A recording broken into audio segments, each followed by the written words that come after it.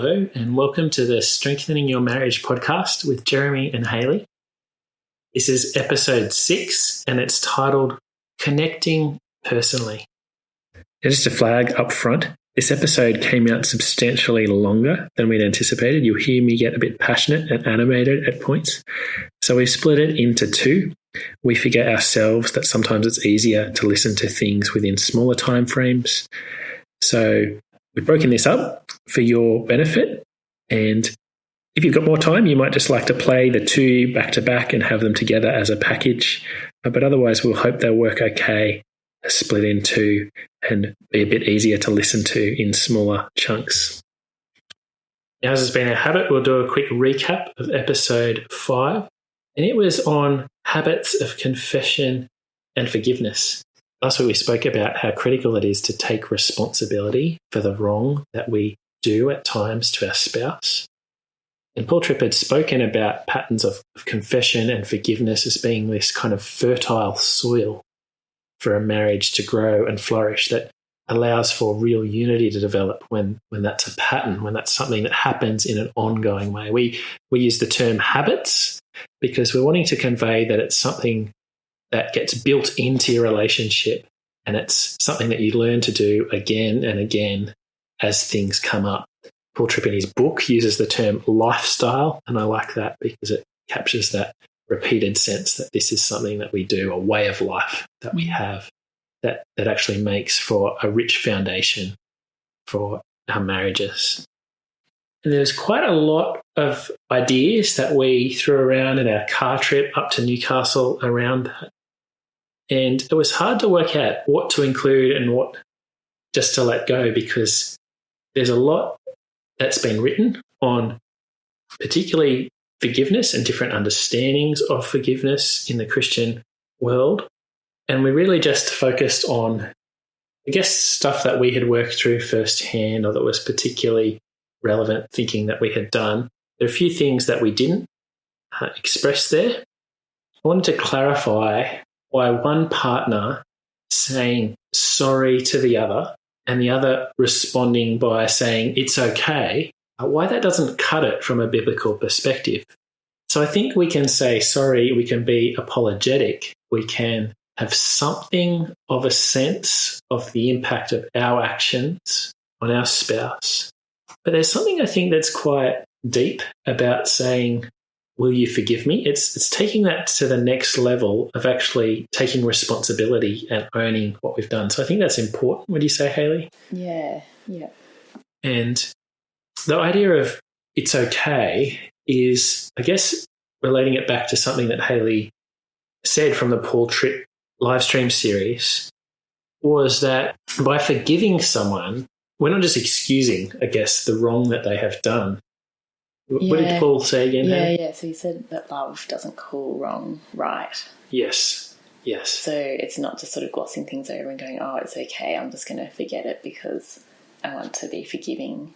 Yeah. Or I won't raise that because I want to be forgiving. Yes. But if something is wrong, God never calls us to pretend it's not. Yes. And so by saying it's okay is kind of downplaying what's happened. Yeah.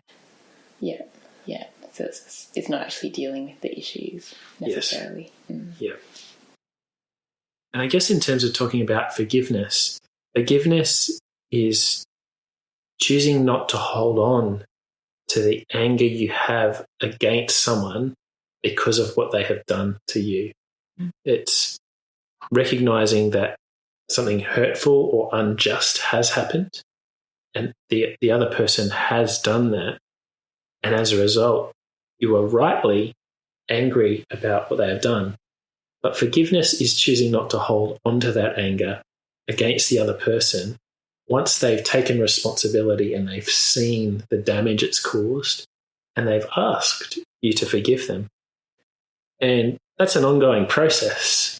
And one of the things, a good friend of ours has done a lot of thinking about forgiveness and had firsthand experience of real wrongs, really hurtful things happening from people close to them. And part of that journey has been going to God with the anger felt about particular people, particular actions, particular situations, and telling God about how unfair it's felt, telling God about the desire to be vindicated, to be put right, to be seen to be in the right when hurtful things have been said, things that are untrue. And even when forgiveness has been sought, it's not just a one and done thing of granting forgiveness. We might need to keep going to God and talking to him about the ongoing anger or the way that the consequences of those person's actions, even though they've owned them now, are still impinging on us, are still reaping a destructive impact on us. And I guess it's not a light thing to forgive. It's a pretty huge thing. Now, this week, we're talking about connecting personally. And it's very hard for me to think about the content that we're going to talk about today without thinking about Ed Welch. Ed Welch taught a couple of my subjects that I've done through CCF, helping relationships and human personality. And I just feel like he's a really dear friend. I've only seen him in person twice and had one personal conversation with him face to face. But he shared so much of himself, and so much of what he shared flows out of knowing God and knowing what God says really well and its connection to life. And he's been a means that God has used to really grow and change me and profoundly shape my understanding of people and how we relate together. So I'm deeply grateful for him. And particularly his Helping Relationships class has this emphasis on what it means to be personal. He says that the goal of our interactions together is to have the other person on our heart so that we want to pray for them. That applies to all relationships. So talking about a church context, people gathered together, the basic building blocks of caring for someone else are being impacted by them and what they're facing, such that you go away, they weigh on you, and you naturally desire what's good for them, and that just overflows into speaking to God on their behalf, wanting God to act for their good in light of what you found out about their situation and what they're facing. So that kind of really sums up, really helpfully, I think, this idea of being personal. And Ed Welch's class, he goes into unpacking that in a lot more detail.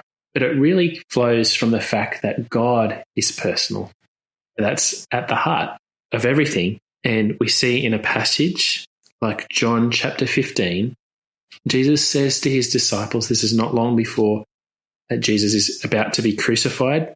There's this extended discourse the night before with his disciples, preparing them for what's ahead. And he says, I no longer call you servants, for a servant does not know his master's business. Instead, I call you friends, for everything that I knew from the Father, I've made known to you. This idea that God is a personal friend who discloses himself, who shares his heart with us that we might know him. And he invites us actually to share our heart back with him in this relationship where it's two directional and we impact one another. Of course, I guess with God, it's not like we're at the same level. God is God and we are not. We are his creatures that he has made. But nonetheless, there's this two-way dynamic where he is impacted by us and we're to be impacted by him. One of the rich images that Ed unpacks is sitting down in someone's home and enjoying their hospitality. And he says that, that's really what God does with us. It's like he invites us to a meal, gets us to sit down at the table, and he leans across. I guess we see this lived out in Jesus in the way that Jesus related to people. It's like he invites us to tell him about ourselves. He says it's like, turning up at someone's house who you know really, really well. They don't want you standing out, knocking on the doorstep, unsure of whether you want them to walk in. No, there's like an open door policy. Perhaps they've even given you a key. They want you to come in and feel right at home. It's that kind of thing, being personal. And I guess applying that then to a marriage is that it's natural that we share our hearts with our spouse. And as the listening spouse, our goal is really to be impacted by what the other's saying to us so that we feel what they feel. We want to follow and go where they go. And that kind of brings up the other side of one part, I guess, of connecting personally is sharing on the one hand, and the other part is listening. and it's following what's important to the person you're sharing. Now, Hayley, you haven't done the same study that I've done, but you've picked up on quite a bit of it. So the other side, one of the ways of describing it is tracking. Do you want to unpack a bit what your understanding of that is and why that's helpful? Yeah, so I guess what you were saying about following what's important to someone is really the heart of it. So you're listening out for what is it that this person has their mind on, and values, and it's what they're thinking about, what they're feeling, all points you to what's important to them. And that's what you're wanting to find out more about. So listening out for that, and then probing a little bit, asking questions to see where that goes. And trying to get to the bottom of what it is that is bothering them, or that they're excited about, or whatever it is. You were saying that that's kind of taking it a step further from active listening. In lots of counselling we hear that in terms of improving our communication, being an active listener. But this is something a bit more than that again, would you say? Yeah, well, I guess like the thing you said about being impacted by someone, and we talked as well about enjoying one another. Yeah. That it's not a mechanical thing or a dutiful thing, but it's something that perhaps flows a bit more naturally when you're engaged with the person, and it's a bit hard to put your finger on. But so you can have like a paid professional counsellor, maybe you're sitting across the lounge from, and they could be nodding at all the right points and either giving those soothing or whatever in response to what you're saying. But like those outside signs that are not necessarily showing impact on them emotionally, on their whole person, so that they could be showing that, or what could be going on inside is just what they've learnt and been trained to do, and they're giving all the right external responses. But if they have a very cold, hardline boundary approach, I just see, I don't really take on board your stuff. I'm not saying that they should be, but I'm not kind of impacted by you. Yeah. It's a bit more two-way. What can just be a bit, that's the mechanical thing, isn't it? It's giving the right gestures and facial expressions, but it might not have the same heart behind it. It can be done mechanically, or it can be done in a way that's really felt. Yeah, that's it. It's to do with the heart behind it. Yeah, okay. So and I guess part of that as well is to do with sharing yourself. Yeah. I guess I've tended to think that the loving thing to do is not to share so much of yourself, but to listen and preference whatever is important to the other person. And draw them out and talk about the things they want to talk about, and not so much contribute my own thoughts and responses and what's going on for me as well into that. I guess starting to realise that that's a really important thing for being reciprocal. And it has to do with enjoying the other person, trusting the other person. And also I think there can be a subtle kind of pride in the other approach, where you're wanting to care for the other person but not allowing them to care for you back. So I think, as people who are needy, I guess, too, needing to allow the other person to help you as well. So there are quite a few ideas that we could pick up and unpack there. I guess just going back to the tracking idea first. So again, that's a term that Ed Welsh has used in his class, and I guess it comes from that kind of hunter image of looking for the marks of a creature that you're chasing and you're following intently. It's that kind of thing. That's what you're doing in conversation, isn't it? You're actually actively pursuing the other person by being interested and continuing to ask that next question and listening for the things that they're feeling that are weighing on them, and and going after that is kind of the idea.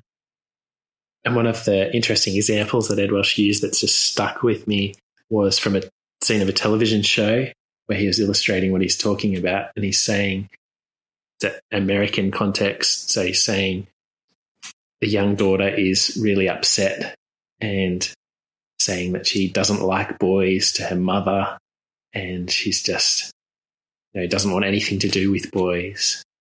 And if you just picked up on the dialogue of what's being said between the mother and the daughter, you would think that the mother's response is actually out of line, as that the mother responds with this comment, "It's okay, sweetie. Someone will ask you to the prom." So at face value, there's this mismatch of words spoken and what's said, but actually what's going on there is the mother is tracking her daughter. She actually knows what the real issue is. She knows her daughter well enough. And all these external things that her daughter's saying are just expressions of she's worried someone's not going to ask her and she's looking for some kind of reassurance, and the mother kind of bypasses all that other words and cuts to the heart of what's going on for the daughter. And so sometimes tracking looks like that. It's actually... It's listening for the heart beneath the words. Yeah. Yeah. Yeah. I guess ideally in a marriage, we're wanting both husband and wife to be growing in sharing their hearts with one another, but also this skill of tracking. But it's not just a skill, is it? It's a posture. It's a I want to know you posture and attitude that's being shown to the other person. And I guess it shows itself in listening, but really wanting to know the other person. Yeah. You were talking a bit about how this fleshes out a bit more. We've talked about restorative love, but you've talked about, before we started recording and having conversation, you're saying this is actually an important piece of the puzzle for understanding that love. Do you want to talk about that a bit more? Yeah. So I guess like your desire is to help one another. And in order to do that, you need to know what's going on in the other person's heart. And part of that is like seeing how they respond in situations and just living together, those things come up. But a big part of it as well is knowing the other person well enough to know their typical struggles, to know their strengths, particular strengths and giftings, and to know how they tend to think and respond in particular situations, because that then gives you a window that enables you to ask good questions that are helpful and to prompt them to think through things, or to make suggestions, or ask more questions that lead to that kind of help that we were talking about, change that brings about flourishing. So it's just helpful in knowing the other person. That's kind of critical to knowing the other person and then being able to respond helpfully in a whole range of situations that come up. Yeah. I was wondering as well if there's a sense in which it relates to that kind of well-known saying that people don't care how much you know until they know how much you care. Yeah, that's true as well. Yeah, it kind of wins you the right as well to speak into each other's lives. Because when someone's lived with you through a whole range of experiences, hardship and blessings and joys, there's just this solid foundation that's there of trust, and there's been a continued pattern of pursuing the other through listening to what's shared and genuine interest in what's shared. Then you're much more receptive then to being helped by that person when you know that you need help, when you're not seeing things clearly, rather than getting defensive and having your walls up. You're actually, they're your ally. and you know that they're going to be speaking for you and for your good, even if sometimes they might say things that you're not quite wanting to hear, if there's a characteristic pattern in your life that's been coming up again, and your first response is, if it's, for us, often it's perfectionism and one of us reminding the other of, hey, perhaps you're expecting too much of yourself here. Is that a realistic expectation to have? Sometimes it can be a relief to hear that, but sometimes it can be, oh, not again. Like it's the last thing you want to hear, but it is actually spoken for your good. Yeah. And I guess the positive side of that as well, that it actually allows you to see God's work in the other person's life. Mm-hmm. And that can be incredibly encouraging and allow you to encourage them, especially when they might not be able to see that themselves.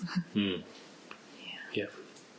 And I want to pick up something else that you said before, Hayley. You talked about that humility that's required to seek others' help. And I guess people who are in roles that involve a substantial caring load, whether that's counselling or a pastoral role, or maybe it's in aged care or something where there's a lot of giving out, there can be this tendency to see yourself as only performing that role and keeping yourself very much safe and hidden, or even thinking that that might be for the best of the person. But I think one thing you said before we were recording was that you were learning that you're actually willing for me to help you in situations and others at times, and just to kind of invite them into the mess that you sometimes find yourself in. Yeah, because I guess like the idea of only sharing what's helpful for the other person when you're wanting to love the other person, there's some truth to that. But I think there's more to it than that, because I can think, like, if I'm in a really bad headspace and I know that things aren't right with my thinking and I'm in a bit of a mess, I can think that's not going to be helpful for you if I just dump all that on you. So I'm just going to keep it to myself and just bottle it up or try and work through it myself. But oftentimes it's actually really helpful for me and for our relationship, for me to share what I'm thinking. And you've often been able to then help me with my perspective or kind of help me tease out my thinking a bit more and not get sort of stuck in my own cycle of mulling something over and not really moving forward. And that's, I guess, part of having the humility to allow you to help me, which is also an important trait. So caring for your best interests is important. Humility is also important, and recognising my own weakness and limitations. And so I guess it's bringing both those things into, I guess, a decision of what you share and how you share it. Okay, for those of you who are listening, I've got a couple of application questions for you to get you thinking. The first one is particularly along the lines of sharing. And I want you to picture a spectrum in your mind where one end is like being a completely closed book. You're private. You keep your innermost thoughts to yourself. You would find them very hard to share with your spouse. You share very little of that with your spouse. And the other end of the spectrum is that you share everything, a completely open book. It's kind of nothing that would take your spouse by surprise if they were to find out. It's all out there. And as you think about that, I want you to think, where do you think you are on the spectrum? How well do you share your heart with your spouse? Now, the second question is, how well do you listen to your spouse? So I'm getting at the tracking part here. How well do you listen to your spouse and follow what's important to them?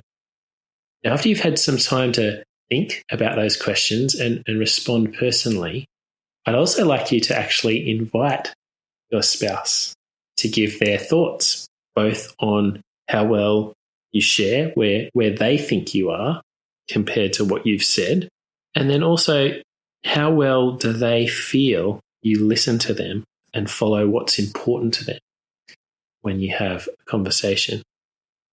Well, as I said earlier, we're breaking this episode into two parts. That brings us to the end of Connecting Personally, Part 1.